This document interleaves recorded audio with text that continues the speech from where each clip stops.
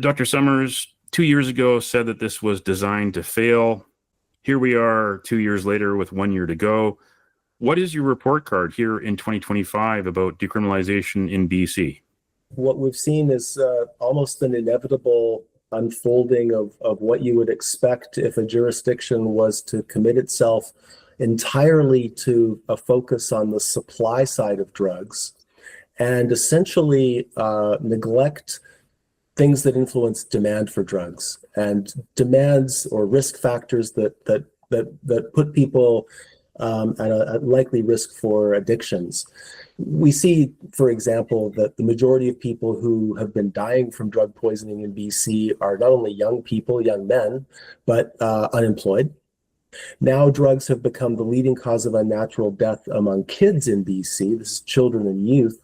And the majority of those youth were clients of our Ministry for Children and Family Development, which, just to point out, has involvements with a tiny, tiny fraction of the total youth population in BC. So we've had many indications of very, very clear risk factors in our population: inadequate housing and homelessness, the growth of encampments, unemployment, untreated mental illness, and we've taken almost no action whatsoever to mitigate those risks. So, of course, to people like myself who've been studying addiction for many years and work in the field, if that's your approach, things are going to get worse. Then it gets, in a sense, even worse than that.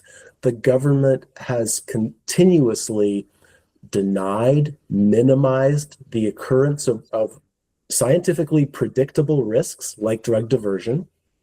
And as they have been offering those increasingly implausible denials, it's created more time for additional harms to accrue. Finally, it's like the metaphorical dam breaking, and police and media, health officials are no longer able to contain the narrative. And I believe that's where we are now.